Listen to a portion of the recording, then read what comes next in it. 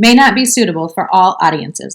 Some people out there in our nation don't have maps, and I believe that our education, like such as in South Africa and the Iraq, everywhere like such as.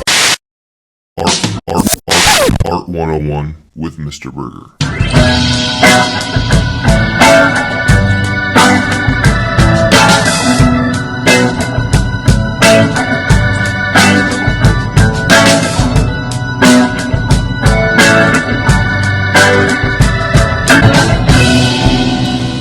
Scholars, welcome back to another episode of Art 101 with me, Mr. Burgher, professional artist and educator, attempting to provide you with the best in art historical content. If you like the content, make sure you share it.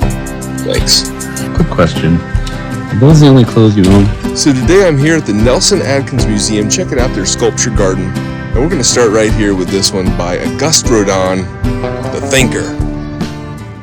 Perhaps one of the most iconic sculptors of all time was the French Impressionist sculptor Auguste Rodin, and this particular work is quite iconic.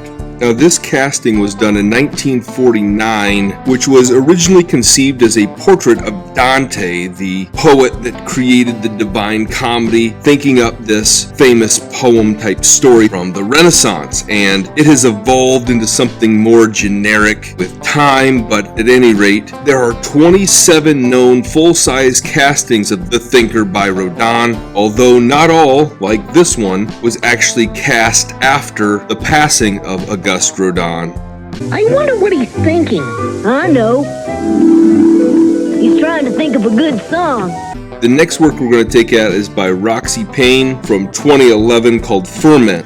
And that's the same year that this work was commissioned from the artist, created from polished stainless steel, standing 55 feet tall and 35 feet in diameter. And the work is really about the interrelationship between nature and technology. He does this in several pieces that are a part of this Dendroid series like this one, but also other installations and works that also explore those sorts of ideas of nature and tech kind of working together in weird sorts of ways. Sorry.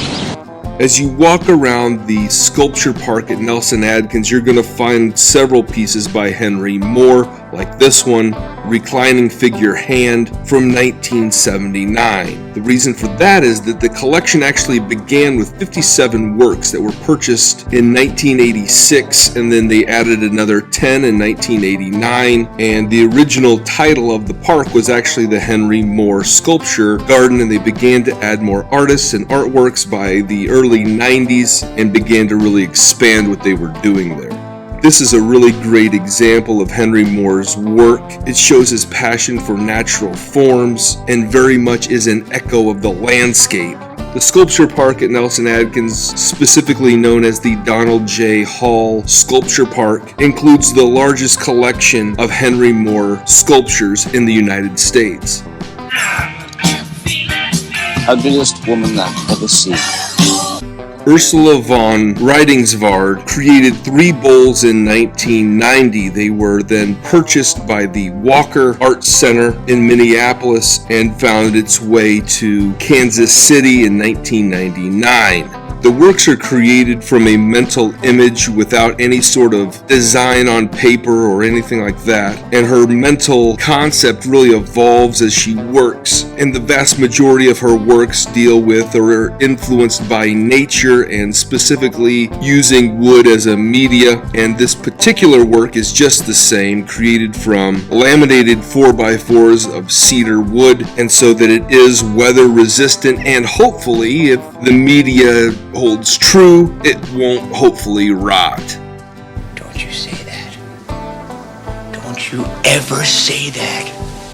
George Segal created Rush Hour in 1983, and this casting was done in 1995 and found its way to the museum in 1999. This work includes 6 figures total, 3 male, 3 female, cast in bronze from a plaster mold. Now, George Segal is primarily known for his plaster works and also does some bronze castings of those and is very much a part of the pop art movement.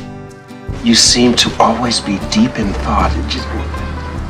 Tom's Cubicle was created by Alexander Calder in 1967 and was a gift to the museum in 1969. Now, Calder is primarily known for his monumental sculptures, his mobiles, and his stables, just like this one in particular, which is a stable that is a reference to Tom Messer. He was the longtime director of the Guggenheim Museum and a couple of other New York museums, where he had a career of some 27 years.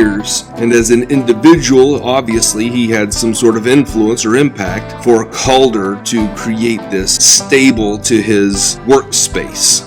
By the way, this topic was my idea. Magdalena Abakanowicz created standing figures, 30 figures, in 1994 and created those all the way up until 1998 in this interesting series of bronze castings that were created from burlap-lined body molds, where each one of these bodies was individually cast and created, and these headless forms are kind of open to lots of different types of interpretations. Oftentimes the title will give us some indication of what these are meaning, but this gives really very little clues. And so we have to look at the artist's life, the artist's perspective that may be there, and her history and early life in Poland during World War II, her living under occupied Nazi rule, and then also as an individual living underneath the communist bloc government of Poland during the Cold War also may give some indication as to what this particular work is about, but I will allow you to draw your own conclusions on that. If I don't know, I don't guess. It's not f***ing Match Game. Just shut the f*** up. Kenny Mowatt and Charles Heit created Totem Pole in 1977. This particular work was created to commemorate an exhibition that was taking place at the Nelson-Atkins Museum, and this show or exhibition was about the North American Native people and arts that was being honored in 1977. We see in this work the raven at the top with two ovals, and these ovals are a symbol of Kansas City. We then see three side-by-side figures that represent the patron, the mayor of Kansas City, and the museum director, all kind of working in harmony and concert to pull off an event like at this particular exhibition. And at the very bottom we see a frog that is a reference to Kenny Mowatt's clan, which is a group within the Gitskon tribe where both of these artists are members. And this particular group of Native Americans would traditionally erect a totem pole to remind others of their rights or to commemorate their accomplishments. Why can't you have a normal conversation? The sculpture park that surrounds the Nelson-Atkins Museum uses this particular work for their advertising, for their marketing, for models on a putt-putt course, and even allowing individuals to come and do yoga around this thing. And that is this most iconic of works. Hey, who did that? It is Claes Oldenburg, Coosje von Bruggen shuttlecocks from 1994, which is exactly when these works were commissioned from the artists. And it was the concept of these artists that the building itself was kind of like a net for a badminton game, and the lawn was the whole playing ground there. And so across the yard we see four birdies or shuttlecocks that are placed around the property. Each one weighs approximately 5,500 pounds and stands nearly 18 feet tall with a 16-foot diameter. This is a great sculpture park. I highly recommend it. Whether the Nelson-Atkins Museum is open or not, you can always walk around the yard, I believe, and check it out. But definitely try to make it out so you can visit the inside and the exterior of the building at the same time, as there's lots of great stuff to see outside, but also inside. I hope you appreciate that as much as I love being able to bring it to you. Make sure you like, share, subscribe, and do all those interactions. We'll see you next time.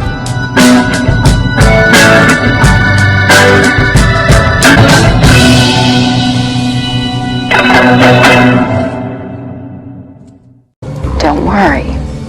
My dad was the same way.